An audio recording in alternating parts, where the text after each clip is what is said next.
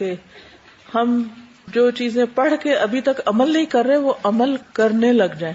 مجھے امید ہے نماز تو کچھ نہ کچھ امپروو ہوئی ہی ہوگی. آج صدقے کے بارے میں کچھ پڑھتے ہیں، دیکھتے ہیں ہم کیا کر سکتے ہیں. سعودی عرب میں ایک مصری عالم نے صدقہ کی عظمت اور فضیلت پر ایک دل نشین لیکچر ارشاد فرمایا. انہوں نے دوران گفتگو احادیث مبارکہ کے حوالے سے ذکر کیا کہ صدقہ بلاؤں، مصیبتوں اور بیماریوں سے نجات پانے کا بہترین آزمودہ نسخہ ہے. مصری عالم کی گفتگو کے دوران ایک مصری آدمی ہی کھڑا ہوا اور اس نے کہا کہ واقعی آپ کی بات مبنی بر حقیقت ہے. میں نے خود تجربہ کیا ہے کہ صدقہ انسان کو مصائب و آلام اور موذی امراض سے بچاؤ کا ذریعہ بن جاتا ہے. اس شخص نے اپنا واقعہ بیان کرتے ہوئے کہا کہ میں دل کے مرض میں مبتلا تھا، یعنی ہارٹ ڈیزیز تھی، اور میرا مرض انتہائی نازک صورتحال اختیار کر چکا تھا. مجھے 2 دفعہ ہارٹ اٹیک ہو چکا تھا. مقامی ڈاکٹروں نے میری زندگی اور موت کے درمیان ایک لکیر سے کھینچ دی. مجھے اپنی موت کے آثار نظر آنے شروع ہو گئے. میں نے آخری چارے کے طور پر امریکہ کا رخ کیا اور وہاں ماہرین نے امراض دل سے رجوع کیا.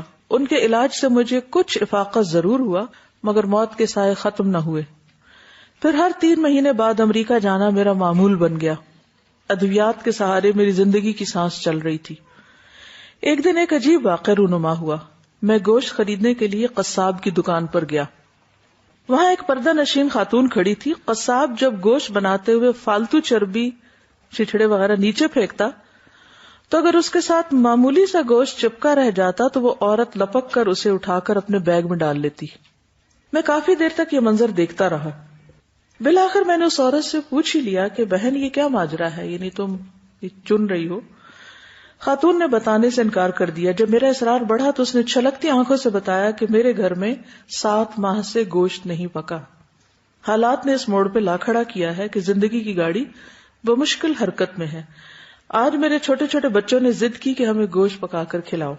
میں گوشت خریدنے کی طاقت نہیں رکھتی، اس لیے قصاب کی دکان سے فالتو چربی وغیرہ سے لگے ہوئے گوشت کے ٹکڑے جمع کر رہی ہوں کہ انہی کا شوربہ بنا کر اپنے بچوں کی خواہش پوری کر دوں. اس درد بھری کہانی سن کر میرے رونگٹے کھڑے ہو گئے. میری آنکھوں سے آنسو چھلک پڑے. میں نے قصاب سے کہا بہن جب چاہے جتنا چاہے گوشت خرید لے، آئندہ اس کی قیمت میں ادا کیا کروں گا. اور خاتون سے کہا کہ ایک بھائی کی طرف سے یہ ہدیہ قبول کیجیے. اس کے بعد میں اپنے گھر آ گیا.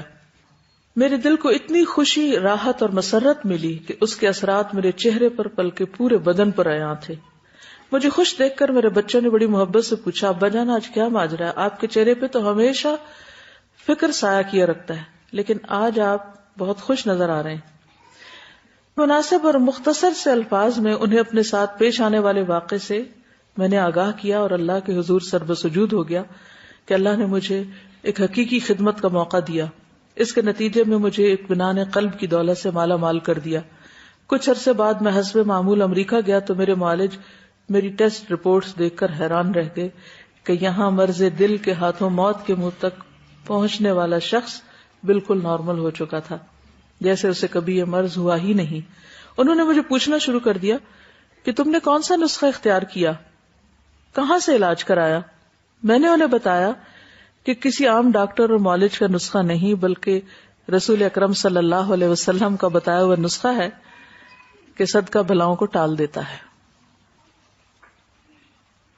یہ کہتی ہیں کہ ان کی بہن کی کولیگ ہیں، ان کی سسٹر کا یہ واقعہ ہے کہ ان کو ایک ایسی بیماری لاحق ہوئی کہ جس میں ریڈ سیلز نہیں بن رہے تھے. تو ڈاکٹروں نے کہا اس کا کوئی علاج نہیں ہے. تو انہوں نے سوچا کہ مزید علاج کے لیے چوڑیاں وغیرہ بیچی جائیں. تو انہوں نے کہا کہ علاج کی بجائے اگر اس پیسے کو ہم صدقہ کر دیتے ہیں تو الحمدللہ کچھ عرصے کے بعد رپورٹس بہتر آنا شروع ہو گئی.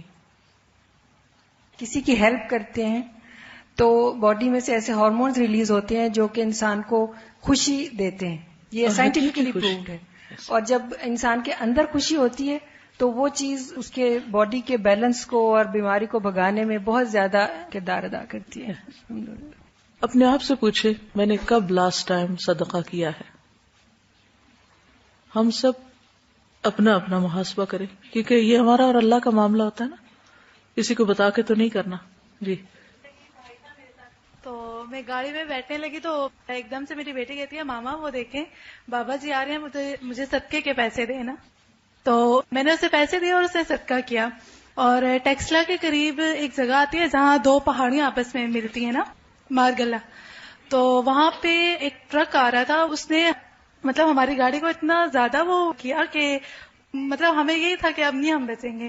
اور 3 دفعہ اس طرح سے ہوا. اور جب میں وہاں پہ درس کے لیے بیٹھی چیئر پہ تو میرے منہ سے لفظ ہی نہیں نکل رہے تھے کہ میں ڈر گئی تھی اندر سے کہ میں نے موت کو اتنے قریب سے دیکھا. اور یہ الحمدللہ میری بیٹی ابھی 3 سال کی ہے تو اس کو میں نے عادت ڈالی تھی. مطلب ہاں جی، اگر ہم کسی کو چیز سکھائیں تو وہ بچے بھی آپ کو بتا یاد دہانی کراتے. بالکل، یعنی اگر آپ بچوں کو سکھاتے ہیں تو خود آپ بھولنے لگے تو وہ فوراً آپ کو یاد کرا دیتے ہیں. یعنی اگر کوئی بیمار ہوتا ہے تو گوشت کا اسپیشل لوگ صدقہ کرتے ہیں. اور کھانے کی کسی بھی چیز کا کیا جا سکتا ہے، اس میں کوئی اسپیسیفک نہیں کہ اس کی گردن ہو یا کوئی اور ہو یا بکرا ہی ہو. اگر کوئی مرغی دینے کی طاقت رکھتا ہے تو مرغی دے دے. اور اس طرح میرے ساتھ ہوا بھی ہے. میرے بھی ہسبینڈ بیمار ہوئے تھے اور وہ بالکل ٹھیک نہیں ہو رہے تھے، اور جب میں نے گوشت کا صدقہ کیا تو اسی رات وہ کافی بہتری ہوئی.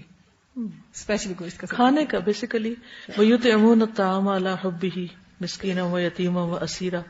تو کھانا کھلانا جو ہے وہ جنت میں لے جانے والے کاموں میں سے ہے. تو کھانے کا صدقہ واقعی بہت فائدہ مند ہے. اور پھر لوگ جو کہتے ہیں کہ باہر پھینک دیتے ہیں کہ چڑیاں یہ غلط ہے. انسان زیادہ مستحق ہے کھانے کے. پرندے تو اپنا رزق خود بھی چن لیتے ہیں.